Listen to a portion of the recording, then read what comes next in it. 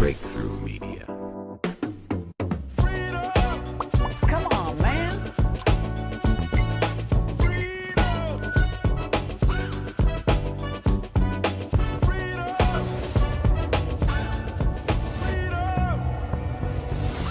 You get a job and up everything.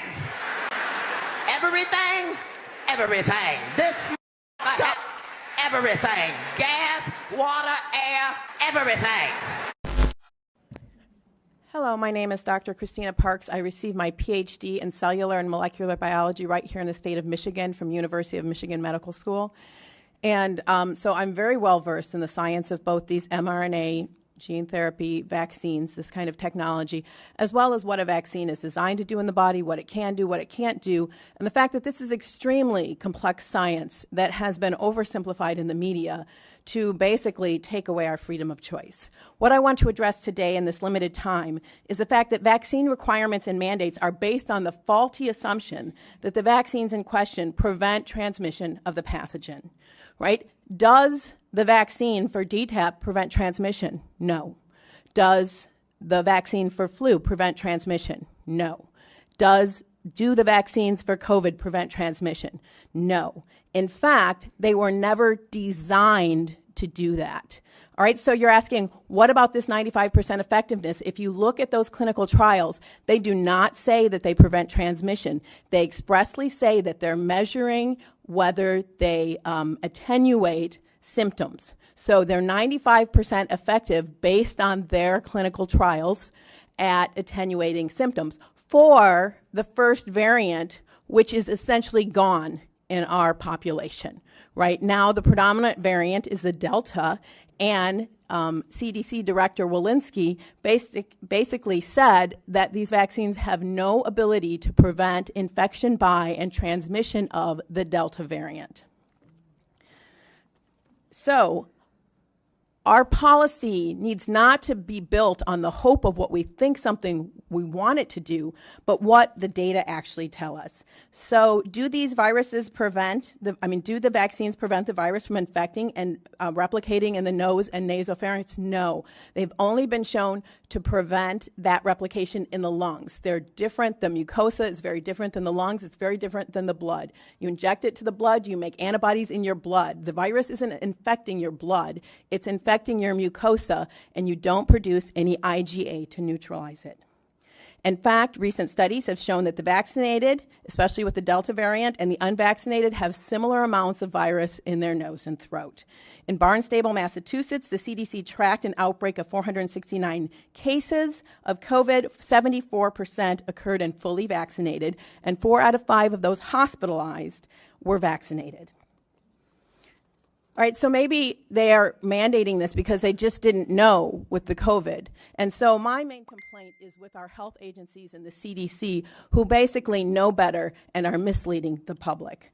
So let's look at DTaP, which the scientists and the CDC have known since 2014 that the acellular pertussis vaccine does not prevent people from getting infected with the pertussis bacteria and passing it to others. In fact, it was never designed to do that. The vaccine was designed to neutralize the pertussis toxin. Pertussis, we know it as whooping cough. It can be fatal for children under 6 months. So neutralizing this toxin saves lives, all right? I'm not going to debate that. But what it doesn't do is neutralize the bacteria. So what happens is fully vaccinated children go to daycare, they pick up that bacteria, and they come home and they give it to their newborn brother or sister. They get deathly ill, and they go to the hospital. Hopefully, our medical professionals are able to save them. But who do they blame? Now the CDC is blaming anti-vaxxers for the limitations of this vaccine design.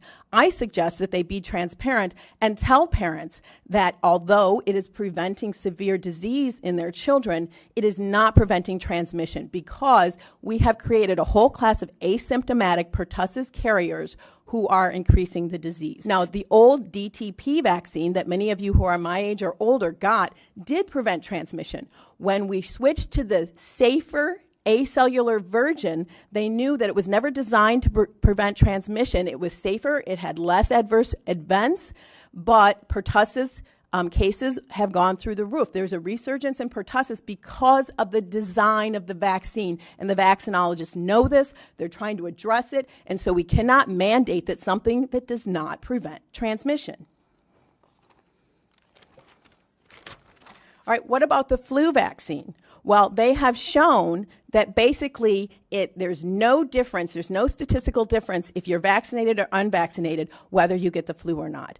But it's even worse because although that first year it is somewhat effective, it's about 65% effective at preventing symptoms in you, after that it actually has negative efficacy. And I want to address this because it's very important. Vaccines are made to a specific variant, and when that variant mutates, the vaccine no longer recognizes it.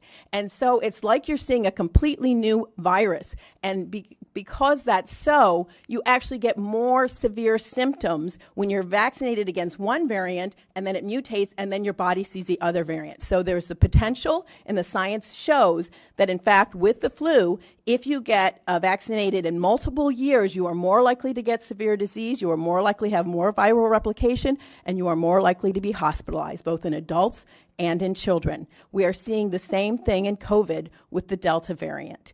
And so we are mandating that people get a vaccine that could actually make them more sick when they're exposed to the virus. In fact, this week, a paper came out, and what it showed is that with this Delta variant, when you're vaccinated, your body makes antibodies that are supposed to neutralize the virus.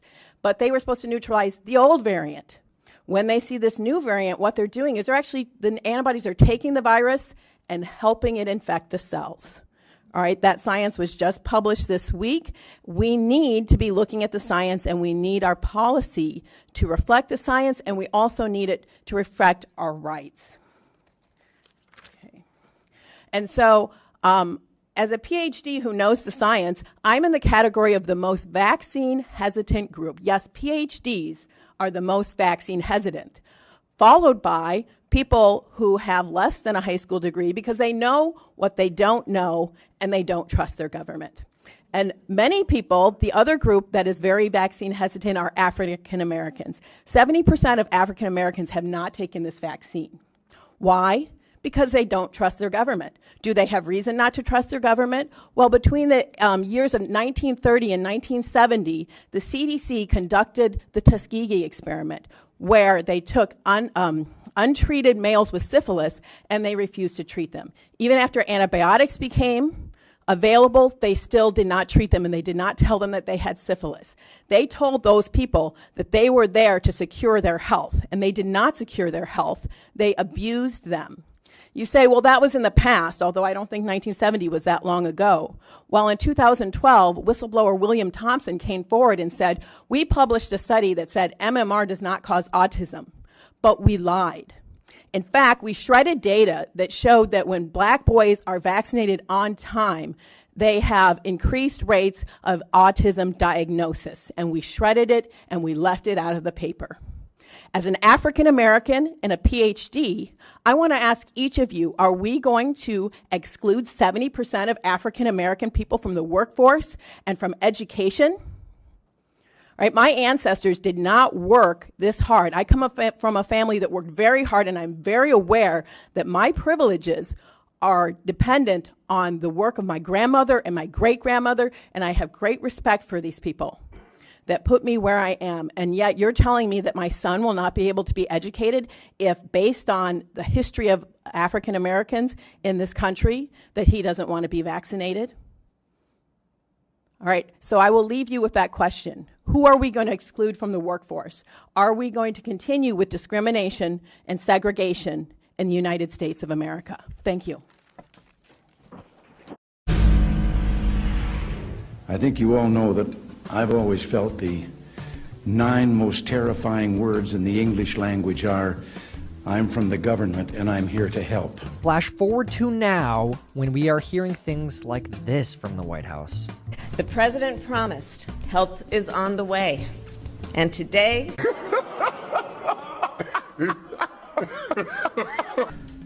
Help has arrived. We're screwed, aren't we? I look at freedom and I appreciate that.